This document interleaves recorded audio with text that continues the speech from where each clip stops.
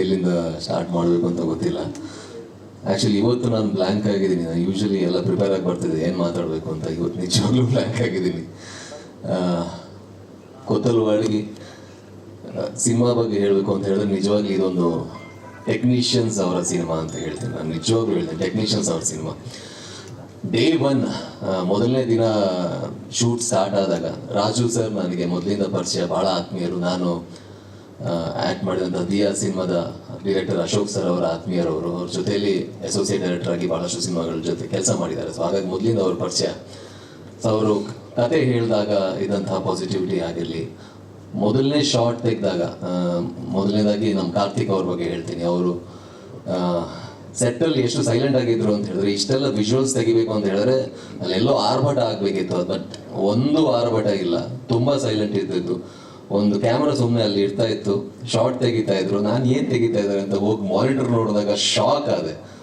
ಅದ್ಭುತವಾದ ವಿಜುವಲ್ಸ್. ನೀವು ಟ್ರೈಲರ್ ಏನು ನೋಡಿದ್ರು, ಸಿನಿಮಾದುದ್ದಕ್ಕೂ ಪ್ರತಿ ಶಾರ್ಟನ್ನು ಅಷ್ಟೇ ಶ್ರದ್ಧೆಯಿಂದ ಅವ್ರು ತೆಗೆದಿದ್ದಾರೆ. ತುಂಬ ಅದ್ಭುತವಾದ ಟೆಕ್ನಿಷಿಯನ್ ನಮ್ಮ ಕಾರ್ತಿಕ್ ಅವರು. ನಮ್ಮ ಸಿನಿಮಾಗೆ ಅವ್ರು ಸಿಕ್ಕಿರೋದು ನಮ್ಮ ಸೌಭಾಗ್ಯ ಅಂತ ಹೇಳ್ತೀನಿ. ಆ್ಯಂಡ್ ರಘು ನಿಡುವಲ್ಲಿ ಸರ್, ಅವರ ಪ್ರತಿ ಮಾತುಗಳು ಹಾಡಿನ ಸಾಲ್ ಥರ ಇರುತ್ತೆ. ಸೊ ಅಷ್ಟು ಅದ್ಭುತವಾಗಿ ನಮ್ಮ ಸಿನಿಮಾಗೆ ಅವರು ಬರೆದಿದ್ದಾರೆ. ಖುಷಿ ಇದೆ. ನನಗೆ ಬಹಳ ಭಯ ಆಯಿತು. ನಾನು ಕರಾವಳಿ ಭಾಗದವನು, ಹಾಗಾಗಿ ಮಂಡ್ಯ ಶೈಲಿಯ ಕನ್ನಡ ಮಾತಾಡೋದಕ್ಕೆ ಬಹಳ ಭಯ ಆಯಿತು. ಬಟ್ ಅವರ ಸಾಲ್ಗಳು ಯಾವ ರೀತಿ ಇತ್ತು ಅಂತ ಹೇಳಿದ್ರೆ ಅದು ತಾನೇ ನನ್ನ ಬಾಯಲ್ಲಿ ಬಂದ್ಬಿಡ್ತು. ಆ್ಯಂಡ್ ಅಸಿಸ್ಟೆಂಟ್ ಡೈರೆಕ್ಟರ್ಸ್ ಆಗಲಿ ಬಹಳ ಹೆಲ್ಪ್ ಮಾಡಿದ್ರು ನನಗೆ. And music obviously Vashishtha sir ಹಾಗೇನೆ ಅಭಿನಂದನ್ ಇಬ್ಬರು ನಮ್ಮ ಚಿತ್ರದ ನಿಜವಾಗ್ಲೂ ದೊಡ್ಡ ಪ್ಲಸ್ ಪಾಯಿಂಟ್ ಅಂತ ಹೇಳ್ಬೋದು. ಹಾಡುಗಳು ಈಗಲೂ ಬಹಳಷ್ಟು ಜನ ಹಾಡುಗಳ ಬಗ್ಗೆ ಮಾತಾಡ್ತಾರೆ, ಬ್ಯಾಕ್ಗ್ರೌಂಡ್ ಸ್ಕೋರ್ ಬಗ್ಗೆ ಮಾತಾಡ್ತಾರೆ.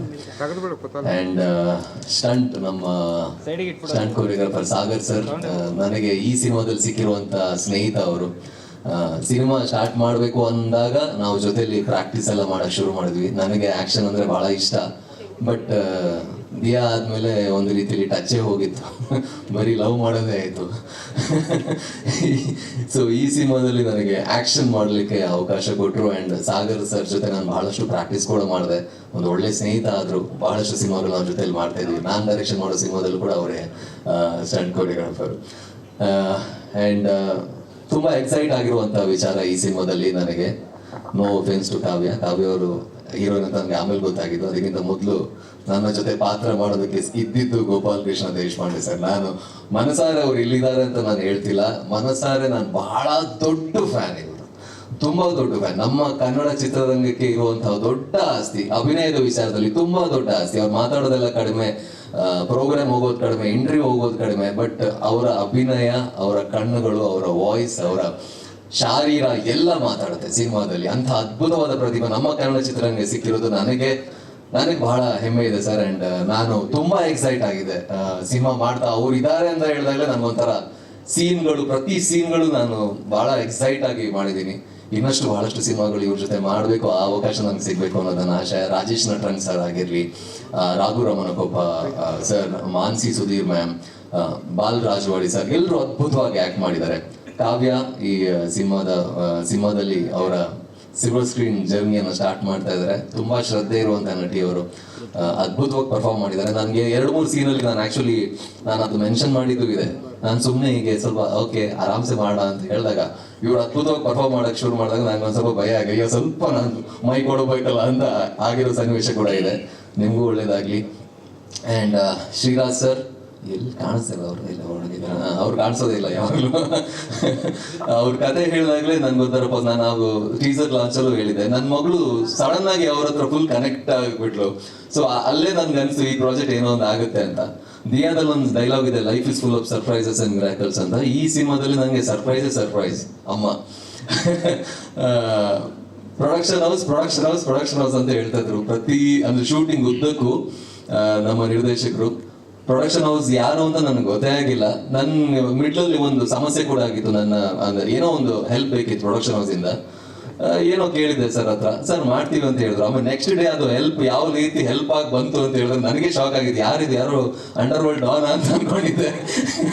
ಪ್ರೊಡಕ್ಷನ್ ಹೌಸ್ ಯಾರು ಗುರು ಅಂದ್ರೆ ಇಷ್ಟೊಂದೆಲ್ಲ ಒಂದು ಸಡನ್ ಆಗಿ ಅದೇ ನಮ್ಮ ಮನೆಗೆ ಬಂದ್ಬಿಟ್ರು ಎಲ್ರು. ನಾನು ಇದು ಯಾರು ಇದು ಅಂತ ಹೇಳಿ ಆಮೇಲೆ ಸಿನಿಮಾ ಎಲ್ಲ ಮುಗ್ದು ಇನ್ನೇನು ಪ್ರಮೋಷನ್ ಶುರು ಮಾಡಬೇಕು ಅನ್ನೋಷ್ಟರಲ್ಲಿ ನಮ್ಮ ನಿರ್ದೇಶಕರು ಕರ್ಕೊಂಡು ಹೋಗ್ತೀನಿ ಪ್ರೊಡಕ್ಷನ್ ಹೌಸ್ ಹತ್ರ ಅಂತ ಹೇಳಿದ್ರು. ನೆಲಮಂಗ್ಲ ಅಂತ ಹೇಳ್ತಾ ಇದ್ರು ಯಾವಾಗಲೂ. ನೆಲಮಂಗ್ಲ ಹತ್ರ ಬಂದ್ವಿ, ಸರ್ ಲೆಫ್ಟ್ ತಗೊಳ್ಳಿ ಅಂತ ಹೇಳಿದ್ರು. ನಾನು ಇಲ್ಲಿ ನಮ್ಮ ಊರಿಗೆ ಕರ್ಕೊಂಡು ಮಂಗ್ಳೂರು ಹೋಗ್ತಾ ಇದ್ದೀರಾ, ಹಾಸನ್ ತನಕ ಹೋಯ್ತು. ಹಾಸನ್ಗೆ ಹೋಗಿ ಇನ್ನೂ ಎಲ್ಲ ಒಳಗೊಳಗೆ ಹೋಗಿ ಯಾವುದೋ ಒಂದು ಫಾರ್ಮ್ ಹೌಸ್ ಥರ, ಸರ್ ನನ್ಗೆ ಯಾಕೆ ಓಡಿಯಕ್ಕೆ ಕರ್ಕೊಂಡು ಹೋಗ್ತಾ ಇದ್ದೀರಾ ಅಂತ ಕೇಳಿದೆ ನಾನು ಅವ್ರಿಗೆ.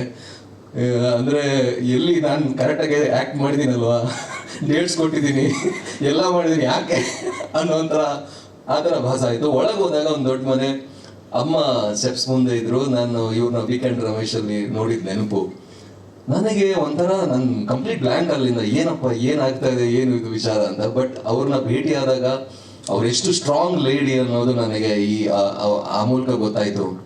ನನ್ನ ಮಗನ ತರನೇ ಬೆಳಿ ಅನ್ನೋ ಒಂದು ಆಶೀರ್ವಾದ ಮಾಡಿದ್ರು. ಅದಲ್ಲದೆ ಎಲ್ರಿಗೂ, ಪ್ರತಿ ನಮ್ಮ ಸಿನಿಮಾದಲ್ಲಿ ಆಕ್ಟ್ ಮಾಡುವಂತ ಪ್ರತಿಯೊಬ್ಬರಿಗೂ ಫೋನ್ ಮಾಡಿದ್ದಾರೆ, ಪ್ರತಿ ಟೆಕ್ನಿಷಿಯನ್ಸ್ಗೂ ಫೋನ್ ಮಾಡಿದ್ದಾರೆ. ಎಲ್ರ ಬಗ್ಗೆ ಕೇರ್ ತಗೋತಾರೆ, ಮನ್ಸಾರೆ ಕೇರ್ ತಗೋತಾರೆ, ಅದ್ರಲ್ಲೆಲ್ಲೂ ತೋರ್ಪಡಿಕೆ ಇಲ್ಲ. ಅದು ನನಗೆ ನಿಮ್ಮ ಬಗ್ಗೆ ಬಹಳ ಖುಷಿ ಇದೆ. ನಿಮ್ಮ ಪ್ರೊಡಕ್ಷನ್ ಹೌಸ್ ಇಂದ ನನ್ನಂತ ಬಹಳಷ್ಟು ನನಗಿಂತ ಅದ್ಭುತವಾದ ಕಲಾವಿದರು ನಮ್ಮ ಚಿತ್ರರಂಗದಲ್ಲಿದ್ದಾರೆ, ಒಳ್ಳೊಳ್ಳೆ ಟೆಕ್ನಿಷಿಯನ್ಸ್ ಇದ್ದಾರೆ. ಎಲ್ರಿಗೂ ಆಸರೆ PA ಪ್ರೊಡಕ್ಷನ್ ಆಗುತ್ತೆ ಅನ್ನೋ ನಂಬಿಕೆ ನನಗಿದೆ. ಅದು ಖಂಡಿತವಾಗ್ಲೂ ಆಗುತ್ತೆ.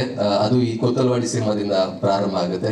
ಕೊತ್ತಲವಾಡಿ ನಾವು ಅದೇ ಸರ್ ಒಬ್ರು ಕ್ವಶನ್ ಕೇಳಿದ್ರು, ಅಂದ್ರೆ ಗ್ರಾಮಕ್ಕೂ ಆ ಕಥೆಗೂ ಏನೋ ಸಂಬಂಧ ಇದೆ ಅಂತ. ಖಂಡಿತವಾಗ್ಲೂ ಇಲ್ಲ.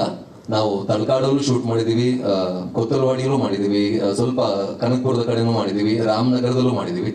ಬಟ್ ನಾವು ಕೊತ್ತಲವಾಡಿ ಬಹುಭಾಗ ನಾವು ಶೂಟ್ ಮಾಡಿದ್ರಿಂದ ನಮ್ಗೆ ಊರು ಹೋದಾಗ ಊರಲ್ಲಿ ಸಿಕ್ಕಂತ ಒಂದು ವೈಬ್ ಇರಲಿ, ಅಲ್ಲಿಯ ಜನರಾಗಿರ್ಲಿ, ಅಲ್ಲಿಯ ಊರಾಗಿರ್ಲಿ, ಅಷ್ಟು ತುಂಬಾ ಚೆನ್ನಾಗಿತ್ತು. ಅಂಡ್ ಹಾಗಾಗಿ ನಮ್ಮ ಚಿತ್ರಕ್ಕೆ ಹೆಸರು ಕೂಡ ಕೊತ್ತಲವಾಡಿಗೆ ಇಡಬಹುದಲ್ಲ ಅಂತ ಅನಿಸ್ತು.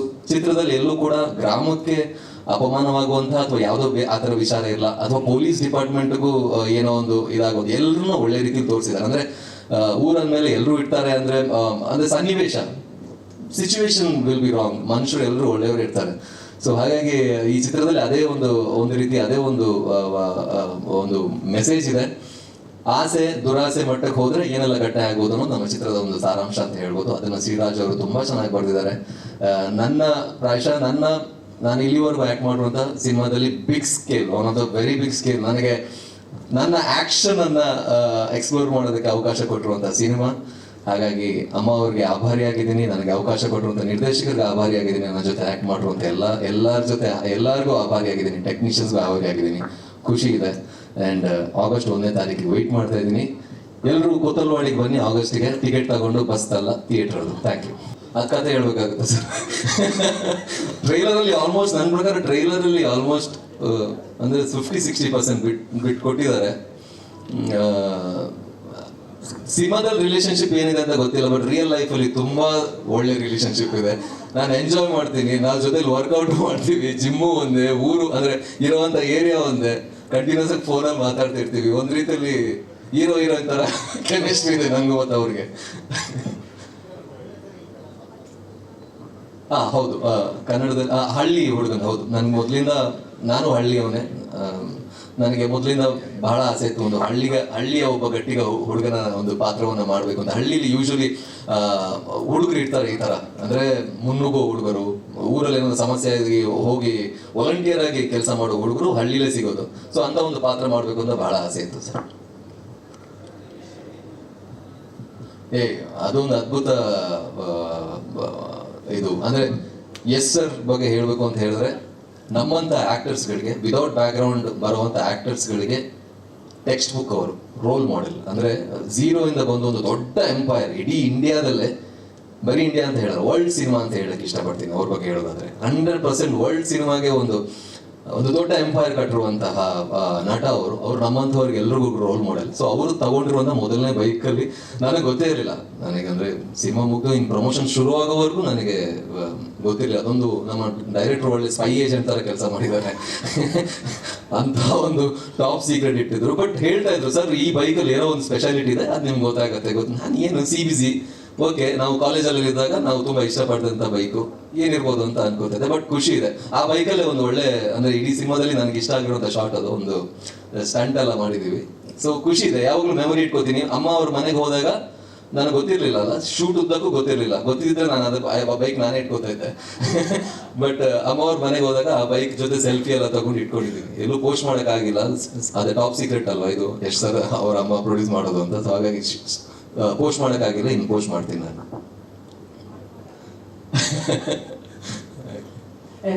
ಪೃಥ್ವಿ ಅವರೇ, ನೀವು ಹೇಳಿದ ಹಾಗೆ ಮೋಹನ ಹಾಗೂ ಬಾಬಣ್ಣ ಅವರ ಕೆಮಿಸ್ಟ್ರಿ ನೋಡೋದಕ್ಕೆ ನಾವು ಕೂಡ ಕಾಯ್ತಾ ಇದೀವಿ. ಅಂಡ್ ಅಮೇಸಿಂಗ್ ಟ್ರೇಲರ್ ಆಗಸ್ಟ್ 1ಕ್ಕೆ ನಿಮ್ಮನ್ನ ವಿಭಿನ್ನ ರೀತಿಯಲ್ಲಿ ನೋಡೋದಕ್ಕೆ ನಾವು ಕಾಯ್ತಾ ಇದ್ವಿ.